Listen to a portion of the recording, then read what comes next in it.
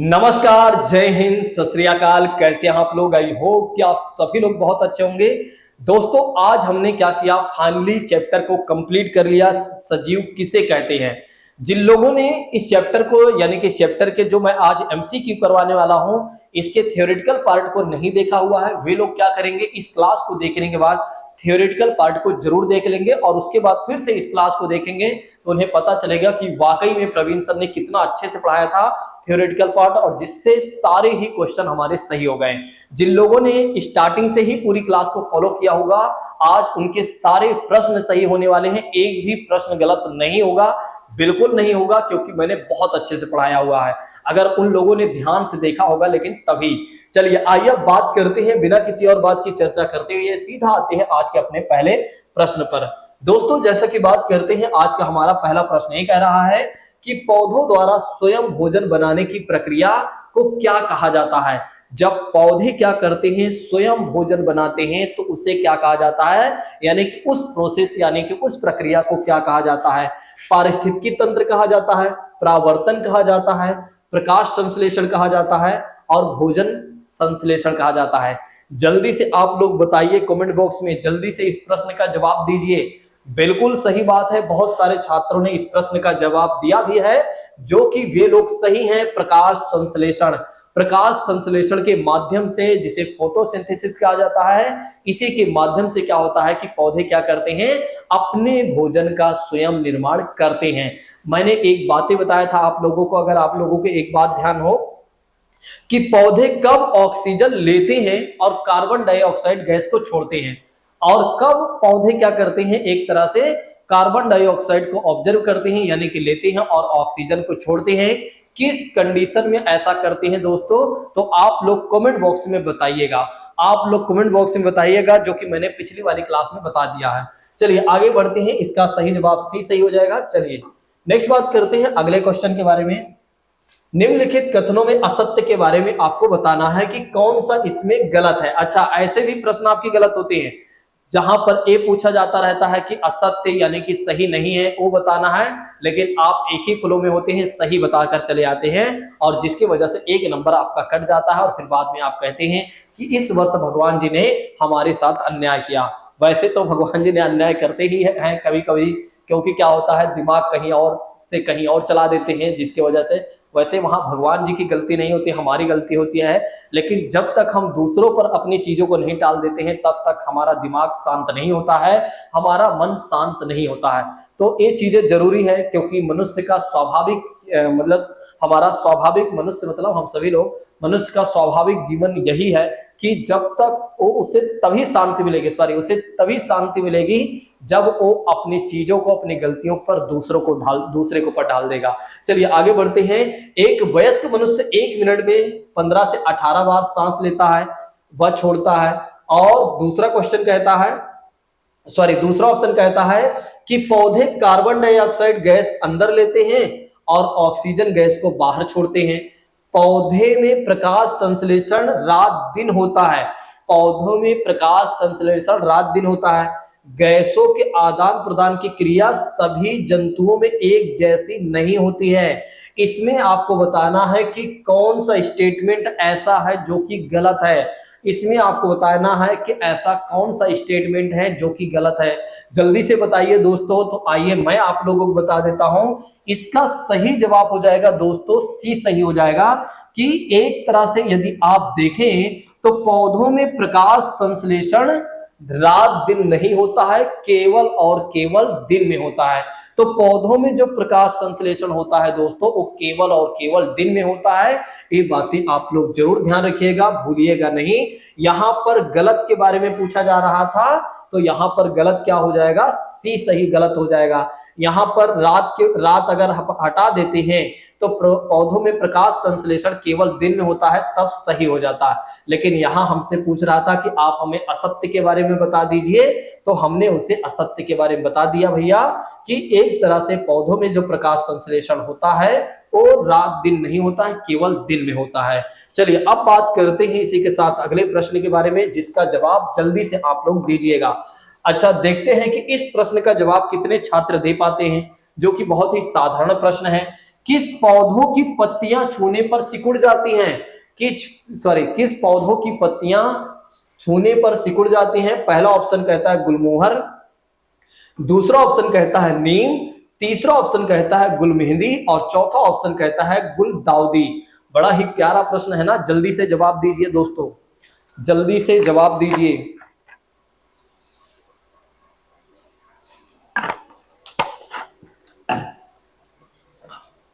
बिल्कुल सही जवाब बहुत सारे छात्रों ने दिया है। गुल मेहंदी की बात करते हैं तो गुल मेहंदी का जो पौधा होता है, इसके पत्तियों को छूने से क्या होता है कि इसकी पत्तियां जो होती हैं सिकुड़ जाती हैं।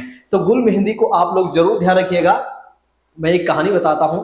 दरअसल जब मैं बचपन में था, मतलब छोटा था काफी, तो एक बार मैं गया था घूमने एक जगह पर। वहां पर क्या था कि ए वाला जो पौधा है लगा था, ठीक है। उस पत्ती को छूने के बाद थोड़ी देर बाद उसकी पत्तियां सिकुड़ने लगी। तो उसमें और लोग जो हमारे साथ थे वे लोग कहे ये क्या कर दिया तुमने, ठीक है, एक तरह से ये कैसे होने लगा। तो वहां कुछ जानकार लोग थे, उन्होंने बताया ये स्वाभाविक है, ऐसा होता है इस पौधे में कि अगर इनकी पत्तियों को आप छुएंगे तो ये पत्तियां जो है सिकुड़ जाएंगी। चलिए आइए अब बात करते हैं दोस्तों अगले प्रश्न के बारे में। अगला प्रश्न कहता है कि सही विकल्प को चुनिए। तो पहला ऑप्शन कहता है कि जो किसी सजीव को प्रतिक्रिया करने के लिए प्रेरित करते हैं उसे क्या उद्दीपन कहा जाता है? पहला ऑप्शन ये कह रहा है जो प्रतिक्रिया सजीव परिवर्तन के प्रति करते हैं उसे क्या अनुक्रिया कहा जाता है।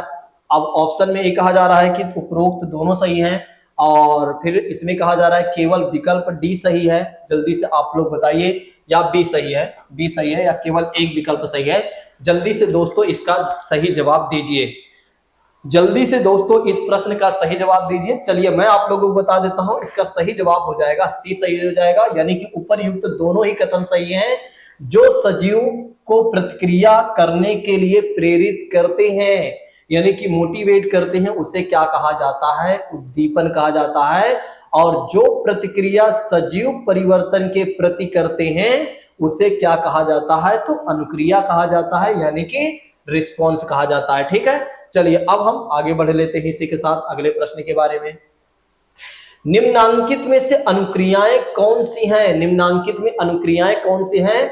पहला ऑप्शन कहता है हाथ पीछे खींचना, दूसरा ऑप्शन कहता है मुंह में पानी आना, तीसरा ऑप्शन कहता है सूरज का छिपना और चौथा ऑप्शन कहता है गर्म वस्तु की बात करते हैं। देखिए, जिन लोगों ने थियोरेटिकल वाली क्लासेस नहीं देखा हुआ है वे लोग क्या करेंगे, इस क्लास को देखने के बाद जरूर देख लेंगे ताकि ये सारी चीजें उन्हें अच्छे समझ में आ जाए जितनी भी मैं करवा रहा हूं। और जो लोग पहली क्लास से अभी तक फॉलो करते आए होंगे उनके सारे प्रश्न सही हो रहेंगे। आज उन्हें पहली बार फील हो रहा होगा कि वाकई में मेरी तैयारी अब बेहतर हो रही है, अब मुझे नहीं छोड़ना है, प्रवीण सर की सारी क्लासेस देखना है। चलिए बात करते हैं इसके आंसर के बारे में। तो इसका सही जवाब हो जाएगा दोस्तों, पहला सही हो जाएगा कि अनुक्रिया कौन सी है दोस्तों। तो अनुक्रिया की बात करते हैं तो हाथ को पीछे खींचना, जैसे कि कोई गर्म वस्तु पर आपका हाथ टच हो जाता है, सीधा आप पीछे हाथ कर लेते हैं, तो ये क्या है? अनुक्रिया। और किसी चीज को आप देखते हैं और देखने के बाद आपके मुंह में पानी आ जाता है तो उसे क्या कहा जाता है दोस्तों? उद्दीपन कहा जाता है। क्या कहा जाता है? तो उसे क्या कहा जाता है? उद्दीपन कहा जाता है। और एक तरह से यदि आप देखें सूरज का छिपना, जो सूरज छिपता है वो भी क्या है? एक तरह से उद्दीपन है। और गर्म वस्तु का होना भी एक तरह से यदि आप देखें तो उद्दीपन है। और हाथ पीछे खींचना एक क्या है? अनुक्रिया है। जब कोई चीजें हमें उत्तेजित करती हैं तो उसके प्रति जो हम अनुक्रिया मतलब उसके प्रति जो हम रिस्पॉन्स करते हैं उसी को क्या कहा जाता है? अनुक्रिया कहा जाता है। चलिए अब हम आगे बढ़ लेते हैं इसी के साथ अगले प्रश्न के बारे में। जवाब दीजिएगा, मैंने बहुत अच्छे से पढ़ाया हुआ है। मक्खी, कॉकरोच या अन्य कीट का श्वसन अंग कौन सा है? मतलब सांस लेने वाला अंग यानी कि पार्ट कौन सा है? जवाब दीजिए। पहला ऑप्शन कहता है त्वचा, दूसरा ऑप्शन कहता है फेफड़े, तीसरा ऑप्शन कहता है वातक और चौथा ऑप्शन कहता है दोस्तों गिलका। जल्दी से इसका सही जवाब दीजिए कि क्या हो जाएगा सही जवाब। जल्दी से दोस्तों इस प्रश्न का जवाब दीजिए कि मक्खी, कॉकरोच या अन्य कीट का श्वसन अंग कौन सा है? जल्दी से दोस्तों इस प्रश्न का जवाब दीजिए। चलिए मैं आप लोगों को बता देता हूं कि इसका सही जवाब हो जाएगा दोस्तों सी सही हो जाएगा। वातक की बात करते हैं, मक्खी के बारे में तो आप पहले से ही जानते थे, तो कहीं ना कहीं एक क्वेश्चन आपका सही हो जाना चाहिए था कि मक्खी, कॉकरोच या अन्य कीट का जो श्वसन अंग है वो है क्या? वातक है। वो क्या है? वातक है। चलिए अब हम आगे बढ़ लेते हैं अगले प्रश्न की ओर। अगला प्रश्न हमसे ये कहता है कि अपने शिकार को दूर से देखने के लिए प्रसिद्ध पक्षी का नाम आप हमें बता दीजिए। अपने शिकार को दूर से देखने वाला पक्षी कौन सा है? जल्दी से इसका सही जवाब दीजिए। पहला है गिद्ध, दूसरा है चमगादड़ और तीसरा है कौवा और चौथा है उल्लू। आप तो जानते ही हैं ऐसे प्रश्न का सही जवाब देने में बिल्कुल भी आप नहीं कतराएंगे और आपको हेजिटेशन भी नहीं होगी और आपको सोचना भी नहीं पड़ेगा। बिल्कुल सही बात है, बहुत सारे छात्रों ने इस प्रश्न का सही जवाब दिया है, गिद्ध दिया है, जो कि वे लोग राइट है जो हमसे 4 से 8 कह सकते हैं या 4 गुना दूर देख सकते हैं। गिद्ध की बात करते हैं, बाज की बात करते हैं, चील की बात करते हैं, ये पक्षियां जो है हमसे 4 गुना दूर देख सकती हैं। यानी कि कह सकते हैं अगर हम 2 किलोमीटर देख सकते हैं तो वे 4 दूनी 8 किलोमीटर देख सकते हैं। ठीक है, चलिए आगे बढ़ते हैं इसी के साथ। निम्न कथनों पर विचार कीजिए। जल्दी से आप लोग बताइए, ऐसे कथनों पर विचार कीजिए। सभी सजीव क्या श्वसन करते हैं? ये बातें सत्य है। सभी सजीव में उत्सर्जन भी होता है, क्या ये भी बातें सत्य है। और सभी सजीवों में इंद्रियां होती हैं और सजीवों में वृद्धि होती है, सजीवों में वृद्धि नहीं होती है। अब इसमें आपको ये बताना है दोस्तों कि गलत कौन सा है। इसमें गलत कौन सा है ये बताना है। बहुत सारे लोग गलत कर देते हैं, जल्दी से सही जवाब दीजिए कि इसमें कौन सा गलत है। इसमें सही जवाब दीजिए कि कौन सा इसका सही सही जवाब हो जाएगा। गलत आपको बताना है। तो दोस्तों इस प्रश्न का सही जवाब क्या हो जाएगा? सजीवों में वृद्धि नहीं होती है। नहीं भैया, होती है। यहां पर नहीं होगा तो फिर चारों ऑप्शन सही हो जाएंगे। यहां लेकिन हमसे ये पूछ रहा था कि आप हमें ये बता दीजिए कि गलत कौन सा है। तो सभी सजीव श्वसन करते हैं, बिल्कुल राइट है। सभी सजीव में उत्सर्जन होता है, बिल्कुल सही है। और सभी सजीवों में इंद्रियां होती हैं, लगभग बिल्कुल सही है। और सभी सजीवों में वृद्धि नहीं होती है, नहीं होती है। यानी कि अगर आप देखें तो ए वाला ऑप्शन जो है गलत है। ठीक है, चलिए अब हम आगे बढ़ लेते हैं। यानी कि ऑप्शन नंबर जो डी होगा वो गलत हो जाएगा। ये बातें आप ध्यान रखिएगा, भूलिएगा नहीं। चलिए इसी के साथ अब बात कर लेते हैं अगले प्रश्न के बारे में। अगला प्रश्न हमसे ये कह रहा है कि आप हमें ये बता दीजिए कि सिर एवं गर्दन को कौन सी संधि जोड़ती है। सिर और गर्दन की बात करते हैं तो कौन सी संधि जोड़ती है? पहला ऑप्शन कहता है कंदुक खल्लिका संधि। दूसरा ऑप्शन कहता है धुराग्र संधि और तीसरा ऑप्शन कहता है हिंज संधि और चौथा ऑप्शन कहता है अचल संधि। बड़ा ही प्यारा प्रश्न है, जल्दी से जवाब दीजिए, जल्दी से इसका सही जवाब दीजिए। बहुत सारे छात्र इस प्रश्न का सही जवाब दे सकते हैं। मैंने बहुत अच्छे तरीके से पढ़ाया हुआ है। जिन लोगों ने थ्योरेटिकल वाली क्लासेस को नहीं देखा हुआ वे लोग क्या करें कि इस क्लास को देखने के बाद जरूर देख लें। अगर अभी नहीं देखना चाहते हैं तो इस क्लास को यहीं पर स्टॉप करके सारी क्लासेस को देख कर आए, फिर देखें इस क्लास को, एक भी प्रश्न उनका गलत नहीं होगा। मैंने ये जो संधियां है ना, कई बार इसके बारे में बोला हुआ है, रटा दिया है। जिन लोगों ने पूरी क्लास को देखा है ना, लास्ट वाली क्लास को, उन्हें एकदम से याद हो गया होगा। अब वे कभी भूलेंगे भी नहीं और उनका एक भी प्रश्न गलत भी नहीं होगा अगर संधियों से क्वेश्चन आया तो। चलिए बात करते हैं, इसका सही जवाब हो जाएगा धुराग्र संधि की बात करते हैं, जिसे खूंटी संधि भी कहा गया है। क्या कहा गया है? खूंटी संधि भी कहा गया है। तो ये बातें आप ध्यान रखिएगा कि हमारे सिर और गर्दन को कौन सी संधि जोड़ती है। तो हमारे सिर और गर्दन को जोड़ती है धुराग्र संधि जोड़ती है, जिसे खूंटी संधि भी कहा जाता है। क्या कहा जाता है? तो खूंटी संधि भी कहा जाता है। चलिए अब हम आगे बढ़ लेते हैं इसी के साथ अगले प्रश्न के बारे में, इसका सही जवाब दीजिएगा। नेक्स्ट बात करते हैं, पक्षी, मेंढक, बतख, मछली किस प्रकार के जंतु हैं? क्या स्तनधारी जंतु हैं, क्या अंड प्रजक जंतु हैं, या जरायुज हैं, या उड़ने वाले हैं? जवाब जल्दी से दीजिए। अच्छा, ऐसे प्रश्न का जवाब देने में आप बिल्कुल माहिर हैं। आज आपको लग रहा होगा कि वाकई में प्रवीण सर ने जो हमें पढ़ाया था वाकई में बहुत अच्छे से पढ़ाया था। सारी क्लासेस को हमने देखा और अब हमारे एक भी प्रश्न गलत नहीं हो रहे हैं। ठीक है, चलिए बात करते हैं। इसमें आपकी भी मेहनत है, मेरी अकेले की मेहनत नहीं है। मैंने केवल पढ़ाया है और आपने क्या है, पढ़ा भी है और याद भी किया है। ठीक है, तो हम सभी की मेहनत है, कुल मिलाकर मेहनत चाहे हमारी हो या आपकी हो, लेकिन सफलता मिलनी चाहिए, यही हमारा मेन ऑब्जेक्टिव है। ठीक है, मेहनत किसी की भी हो, ठीक है, श्रेय लेने की जरूरत नहीं है, बस आपको सफलता मिले, आप अच्छा मार्क्स हासिल करें, यही हमारा मेन ऑब्जेक्टिव है। ठीक है, यानी कि यही हमारा एक तरह से मेन उद्देश्य है। ऐसे अगर देखा जाए तो इसका सही जवाब हो जाएगा अंड प्रजक की बात करते हैं। पक्षी, मेंढक, बतख, मछली जो है, ये जो है अंड प्रजक प्रकार के जंतु होते हैं। तो अंड प्रजक प्रकार के जंतु हैं दोस्तों, ये बातें ध्यान रखिएगा। चलिए अब बढ़ते हैं हम आगे अगले प्रश्न के बारे में। अब एक से फिर देखते हैं, नीचे दिए गए पक्षियों का, ये जो है प्रीवियस ईयर के हैं, ध्यान रखिएगा, ये प्रीवियस ईयर के क्वेश्चन है, तो इन पर आपकी पकड़ और मजबूत होनी चाहिए। अब ऐसे प्रश्न अगर आपके नहीं गलत होते हैं तो ये मान के चलिएगा कि अब आपकी तैयारी बहुत बेहतर हो रही है। बस इसी तरह से आपको करते रहना अपनी तैयारी को। नीचे दिए गए पक्षियों को कौन सी प्रजाति झटके से अपनी गर्दन को पीछे करती है? पहला ऑप्शन कहता है, देखिए सीटेट 2019 में पूछा गया, बसंत गौरी, मैना, उल्लू और कौवा। जल्दी से आप लोग सही जवाब दीजिए कि कौन सी पक्षी है जो झटके से अपनी गर्दन को आगे पीछे करती है। तो दोस्तों ऐसे में अगर देखा जाए तो इसका सही जवाब हो जाएगा मैना, सही हो जाएगा। बहुत सारे छात्रों ने इसका सही जवाब दिया है कि इसका जो सही जवाब हो जाएगा दोस्तों बी सही हो जाएगा। मैना जो पक्षी होती है वो अपनी गर्दन को आगे पीछे झटके से करती है।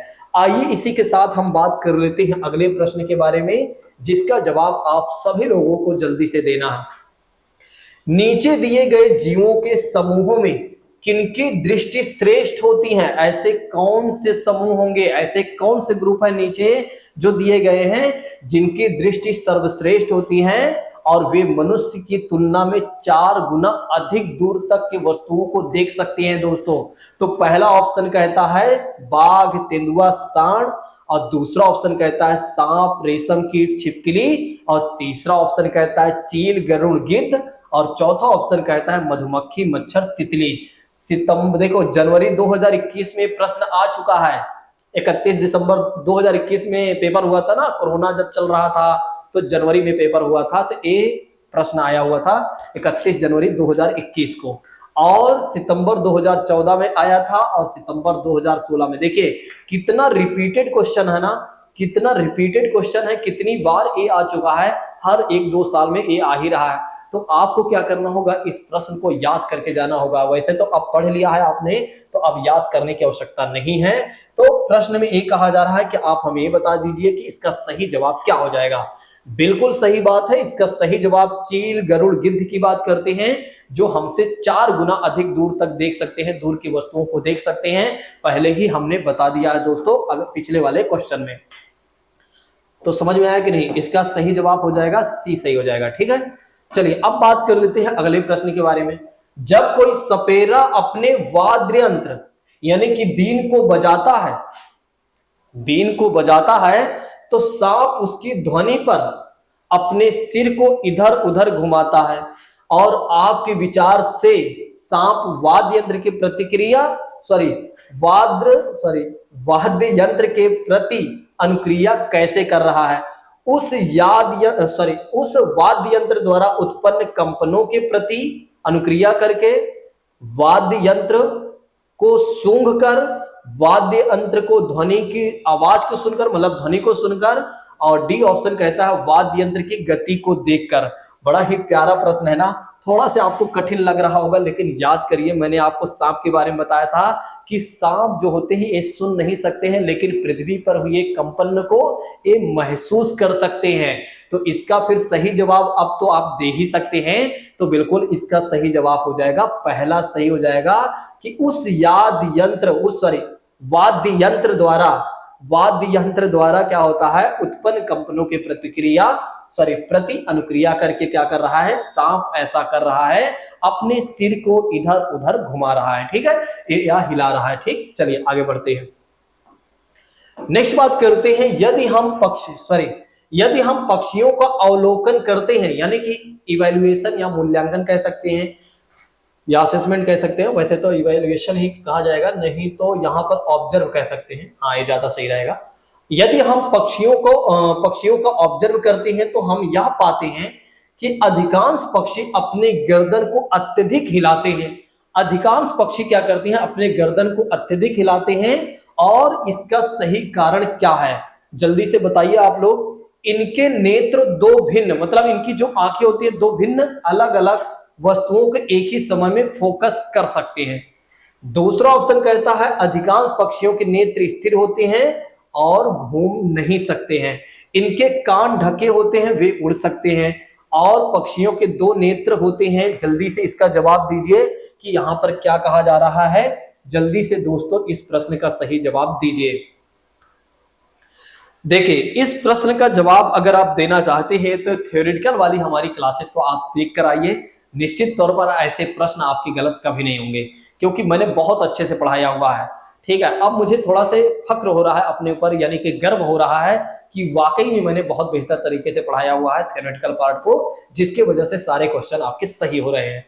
तो ऐसे में अगर देखा जाए तो इसका सही जवाब हो जाएगा बी, सही हो जाएगा। जो अधिकांश पक्षी होते हैं इनके जो आंखें होती हैं वे क्या होती हैं, स्थिर होती हैं। इनकी जो आंखों की पुतलियां होती है ना दोस्तों, वो घूम नहीं सकती हैं। और जिसके वजह से क्या होता है, ये अपनी गर्दन को आगे पीछे करते हैं, मतलब इधर उधर घुमाते हैं। ठीक है, और एक समय में एक पक्षी दो अलग अलग वस्तुओं को आराम से देख सकते हैं, क्योंकि इनके सिर के दो अलग अलग तरफ क्या होती हैं, आंखें होती हैं। और उल्लू जो होता है उसकी जो आंखें होती है उसके चेहरे के सामने होती है दोस्तों, जैसे कि हमारी आंखें होती हैं चेहरे के सामने। ठीक है, तो ये बातें ध्यान रखिएगा। Option number B will be right. चलिए अब हम बात कर लेते हैं इसी के साथ अगले प्रश्न के बारे में। ज्यादा प्रश्न नहीं है, दो तीन प्रश्न और बचे हैं। नीचे दिए गए सभी जानवरों में निम्नलिखित में से कौन सी विशेषताएं पाई जाती हैं।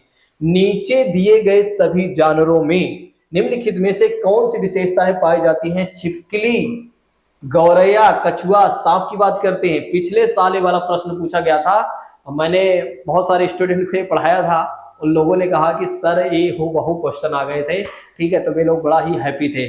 तो पहला ऑप्शन कहता है उनके शरीर सल्क से ढके होते हैं, वे अंडे देते हैं, वे जहरीले होते हैं, वे भूमि और जल दोनों में रह सकते हैं। तो नीचे दिए गए जानवरों की विशेषताएं आपको बताना है दोस्तों। जल्दी से आप लोग जवाब दीजिए। बिल्कुल सही बात है। इस प्रश्न का जवाब वही छात्र दे सकता है जो अच्छे से सोच सकता है। थोड़ा से सोचने की बारी है बस, अगर वो थोड़ा से दिमाग लगाए तो बिल्कुल सही उसका यह प्रश्न सही हो सकता है।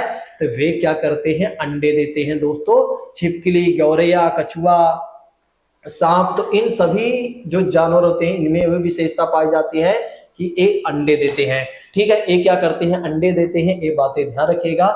बहुत सारे लोग सोच रहे थे कि छिपकली जो होती है वो क्या करती है कि बच्चे देती है। ठीक है, लेकिन अंडे देती है। अगर नहीं पता है तो एक बार इंटरनेट पर सर्च कर लीजिएगा।